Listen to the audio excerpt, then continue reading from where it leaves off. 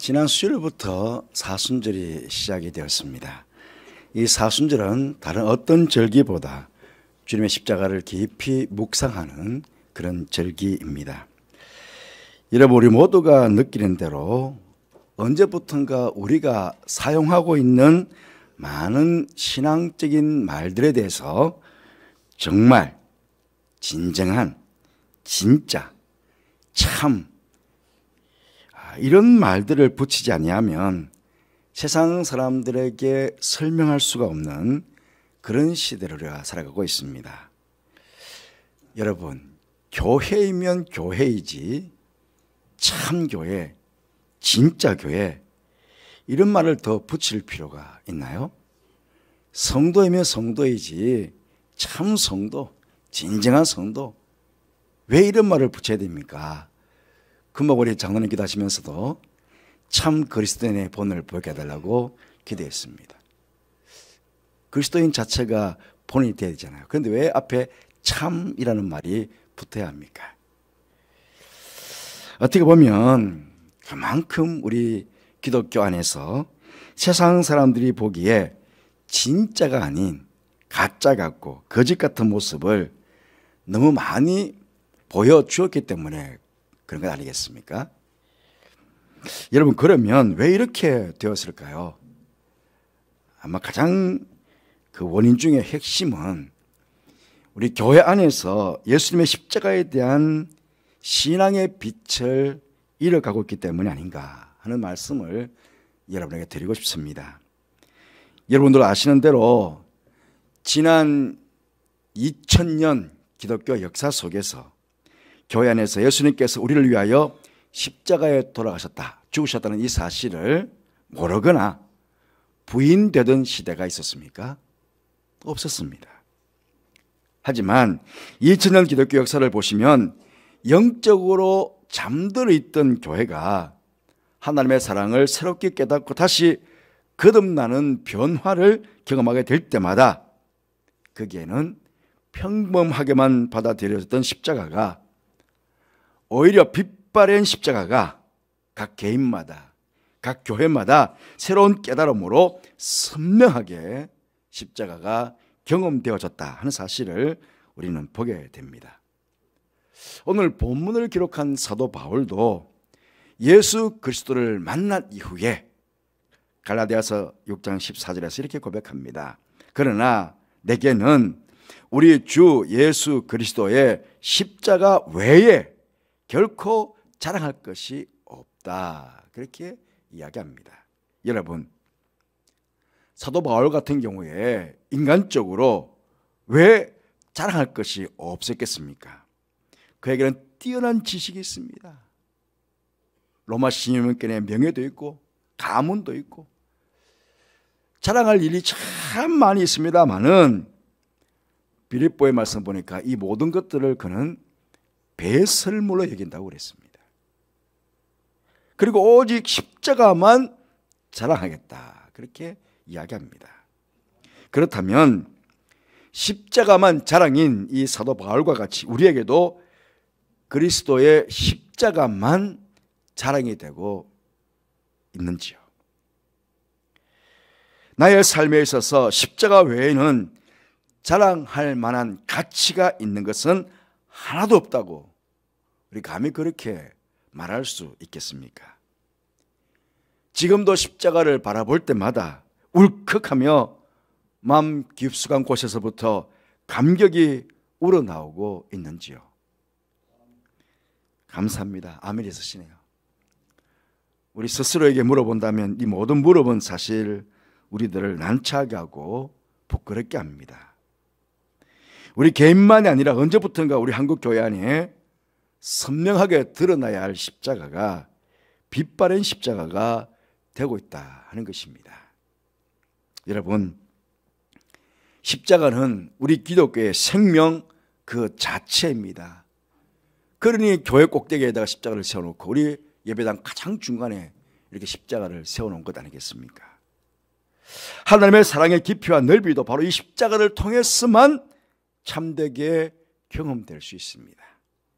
수많은 세월이 흘러가고 역사가 수없이 많이 바뀌어도 결코 변하지 않는 하나님의 구원의 방법도 오직 바로 십자가만입니다. 하나님께서는 바로 이 십자가를 통하여 멸망받을 사람들을 구원하여 주시고 하나님 안에 있는 부유함을 누리면서 이 땅을 살아가게 그렇게 하신 것입니다. 그런데요, 오늘날과 같이 과학이 발달하고 AI와 같은 인공지능 물결이 세상의 지식과 문화를 움직이고 있는 이러한 시대에 십자가의 도가 세상 사람들에게 미련하게 보일 수가 있습니다. 마치 예수님 시대에 구원을 주시는 이 십자가의 도가 그 당시 자신들이 지혜 있다고 생각하는 헬라인들에게도 미련하게 보였던 것처럼 말입니다.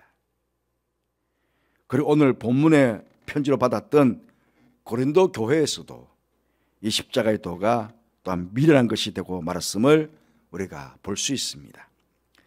바울이 세웠던 고린도 교회는 바울 사도가 고린도 지역을 떠난 지 얼마지 않아서 여러 가지 심각한 문제에 빠지게 되었습니다. 그래서 바울은 그러한 문제들을 해결하기 위해서 이 고린도 전서를 기록하였습니다. 몇 가지 문제를 들어보면 서로 당파가 나뉘어서 분열한 문제가 있었습니다. 근친 상간의 문제, 교회의 문제를 교회 밖 세상 법정으로 끌고 간 문제, 우상재단의 창녀와 음행하는 문제, 이혼의 문제, 우상 재물을 먹는 문제, 모일 때에 가난한 자를 배려하지 않고 먼저 음식을 먹는 문제, 잘못된 은사의 사용 문제, 잘못된 부활신앙 등등의 문제가 있었습니다. 그런데 바울은 고린도 교회의 이런 잘못된 문제들을 다루기에 앞서서 고린도전서 1장 18절 십자가의 도가 멸망하는 자들에게는 미련한 것이요 구원을 받는 우리에게는 하나님의 능력이라 그렇게 시작하여 2장 마지막까지 30여 절에 걸쳐서 십자가의 도에 대하여서 먼저 말씀하고 있는 것을 우리가 볼 수 있습니다. 바울이 근원하고 있는 이 십자가의 도, 이 십자가의 도에 대한 이야기 여러분 한번 읽어보시면 아시겠지만 그야말로 십자가 복음의 가장 초보적인 이야기입니다. 이 정도의 기초적이고 초보적인 십자가에 대한 지식을 고린도 교회에서 1년 6개월 동안 머물러 있었던 바울이 그것 고인들에게 이 십자가를 가르쳐주지 않았을 리가 없습니다. 그렇잖아요. 더욱이 바울이 지금 고린도 교회에 편지를 쓰고 있는 것은 누군가가 십자가의 이 가치를 부정하고 속죄의 교리를 부정하고 있기 때문에 십자가의 복음을 변증하기 위해서 이 고린도 전서를 쓰고 있는 것이 아닙니다. 그가 고린도 전서에서 다루고 싶었던 것은 조금 전에 나열에 들었던 그런 고린도 교회의 실제적인 문제였습니다. 그러나 그럼에도 불구하고 실제적인 그런 문제와는 동떨어진 듯한 십자가의 도에 대해서 그렇게 길게 자세하게 설명하는 이유가 무엇이겠습니까? 다른 각도로 한번 문제를 제기해 보겠습니다. 어째서 고린도 교회 안에서 거룩하여지고 성도라고 부르심을 받은 고린도 교회와 성도들이 그들의 삶의 자리에서 실패를 경험하게 된 것인가 하는 것입니다. 어째서 고린도 교회 성도들은 세상 사람들처럼 육체를 자랑하고 육체를 신뢰하는 사람들이 된 것인가 하는 것입니다. 어째서 한 성경 안에서 같은 세례를 받았음에도 불구하고 서로 분열되어 나누어 싸움을 하게 된 것인가 하는 것입니다. 어째서 빛의 자녀로 부름을 받았음에도 불구하고 왜 음란하고 타락한 그런 삶을 살게 된 것인가 하는 것입니다. 이유는 그들 앞에 선명하게 쓰여져야 될 십자가가 빛이 바른 십자가가 되었기 때문입니다. 십자가를 한때는 굳게 믿었지만 지금은 더 이상 그 십자가의 정신에 지배를 받지 않게 되었습니다. 한때는 십자가만 생각해도 눈물이 나고 감격했지만 지금은 그 십자가가 더 이상 그들의 관심사가 되지 못했기 때문입니다. 그렇기에 고린도 교회 교인들은 다시금 바울을 통하여 이 십자가의 도를 들어야만 했습니다. 미련한 십자가의 도가 자신들을 구원한 것과 그 십자가의 지혜가 세상의 지혜를 초월한다는 그 사실을 다시 한번 상기하지 않으면 안 되었습니다. 십자가가 하나님의 사랑을 필요로 하는 모든 사람을 구원으로 부르고 있다는 이 사실을 다시 한번 상기하고 그들이 듣지 않으면 안 되었던 것입니다. 그러면서 바울은 자신의 개인적인 결단을 오늘 본문 고린도전서 2장에서 소개하고 있습니다. 이렇게 소개하게 된 것은요, 사도행전 17장으로 넘어가 봐야 됩니다. 사도행전 17장에 보시면 바울이 2차 전도 여행을 할 때에 아덴, 지금으로 말하면 아테네죠. 아테네에 가서 복음을 전하였습니다. 그 아테네에서 거기에서 복음을 전할 때는 다른 어느 것보다 열정적으로 복음을 전했습니다. 열정적으로 복음을 전했는데 결과적으로는 실패하였습니다. 이유는 십자가의 도를 의지하지 않고 십자가의 도를 의지하기보다는 순간적으로 자신의 지혜로운 말과 변론을 더 의지했기 때문에 그렇습니다. 사실 그 당시에 이 아테네는 헬라 사상의 그 지배, 어쩌면 헬라 철학 사상의 중심지였습니다. 그러기에 그의 박식함과 예지를 받았던 교육, 그것들을 잘 활용하기에는 더없이 좋은 곳이었습니다. 어쩌면 당연한 것인지도 모릅니다. 그래서 자신의 지식을 총동원해가지고 멋지게 정말 복음을 전했습니다. 멋지게 전했습니다. 사도행전 17장에 넘어가셔서 복음을 한번 바울 사도가 전한 복음의 내용을 한번 읽어보십시오. 정말 멋집니다. 그런데 실패하고 말았던 것입니다. 그 여파로 그는 그 다음 행선지였던 고린도에 가서 전도하기를 망설이며 심지어 두려워하고 오늘 말씀 보니 떨었다고 합니다. 그때 성령께서 찾아오셔서 사도행전 18장 9절 말씀 보시면 밤에 주께서 환상 가운데 바울에게 말씀하시되 두려워하지 말며 침묵하지 말고 말하라. 두려워하고 침묵하고 있는 것입니다. 복음을 못 전하게 하는 것입니다. 그 실패가 너무 엄청났어. 그런데 두려워하지 말고 침묵하지 말라고.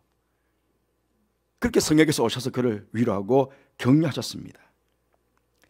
이런 전도의 실패를 통해서 그가 깨달은 것이 있다면 바로 사람이 하나님께로 돌아오는 방법은 어떤 사람의 지혜로운 말의 논쟁이나 설득이나 변론을 통해서 이루어지는 것이 아니라 그리스도의 십자가만 통해서라는 사실을 그는 깨닫게 되었던 것입니다. 그래서 바울은 오늘 2절 말씀에 보시듯이 내가 너희 중에서 예수 그리스도와 그가 십자가에 못 박히신 것 외에는 아무것도 알지 아니기로 작정하였다고 그렇게 결단하였던 것입니다. 그때부터 바울은 다시 한번 새롭게 능력 있는 복음 전도자가 되었던 것입니다. 여러분, 십자가에 대한 태도에 따라 세 부류의 사람으로 우리는 나눠 볼 수 있습니다. 첫째 부류는 십자가의 원수로 행하며 십자가를 비웃고 조롱하며 배척하는 사람들입니다. 둘째 부류는 그리스도의 십자가를 자랑하는 사람들입니다. 그리스도께서 자기를 위하여 십자가에 못 박혀 죽으신 속죄의 사건을 경험한 사람들입니다. 이들은 땅의 일만을 바라보며 그것에 소망을 두고 살아가는 사람들이 아니라 하늘을 바라보며 하늘의 신령한 복을 소망하며 십자가를 증거하며 살아가는 사람들입니다. 그리고 셋째 부류가 있습니다. 바로 고린도 교회의 성도들과 같은 사람들입니다. 이들은 성도이면서도 십자가를 그의 삶 가운데 자랑하지 아니하는 사람들입니다. 성도이면서도 하늘의 신령한 복이 아니라 땅의 것만 바라보며 그것에 가치를 두고 살아가는 사람들입니다. 여러분, 이 세 번째 부류의 사람들에게 십자가는 무슨 의미가 있겠습니까? 이 사람들은 첫째 부류의 사람들처럼 그리스도의 십자가를 비웃거나 배척하지 않습니다. 그리스도께서 십자가를 통해 자신들을 구원하신 사실에 대해서 알고 있습니다. 십자가가 기독교의 상징이며 생명이라는 사실에 대해서도 믿습니다. 그러나 중요한 것은 이들은 결코 십자가를 세상 사람들에게 자랑하고 있지 않다는 것입니다. 여러분, 고린도 교회처럼 교회 속에서 이 십자가가 성도들의 신앙과 삶의 중심이 되지 못할 때 성도라고 부르심을 받았지만은 서로 당을 지어 분쟁하고 다투는 교회가 되는 것입니다. 십자가의 정신이 성도들의 삶을 지배하지 못하게 되면 고린도 교회처럼 급속하게 그 성도들은 옛 생활의 나쁜 습관, 타락된 습관으로 되돌아가게 되는 것입니다. 사도 바울은 바로 이런 고린도 교회와 성도들의 부패와 타락 그리고 신앙의 실패를 십자가를 통하여 말하고자 했던 것입니다. 그렇다면 여러분의 십자가에 대해서 어떻게 생각하고 계십니까? 이 십자가는 내가 한때 깨달았고 내가 한때 감격했던 그것으로 족하면 안 됩니다. 그냥 사순절이 되었으니까 십자가 한번 설교를 듣는 것 이것으로 끝내도 안 됩니다. 이 십자가는요 언제나 지금 현재 그 십자가가 나의 삶과 나의 마음을 사로잡고 그렇게 살아가는 영적인 삶이 되어야 되고 십자가를 자랑하는 그런 삶이 되어야 된다는 것입니다. 혹 나의 삶에 십자가가 빛바랜 십자가처럼 되어 있다면 다시금 선명한 십자가로 세워질 수 있도록 이 사순절 기간 동안에 십자가를 깊이 묵상하는 여러분 되시기를 바랍니다. 그런 가운데 여러분의 마음과 삶이 십자가에 온전히 사로잡히시게 되고 십자가가 더욱 자랑이 되는 성도들이 되시며 아직도 십자가를 모르는 세상 사람들에게 이 십자가의 도를 전하는 그런 성도의 삶이 되시기를 주님의 이름으로 축복합니다.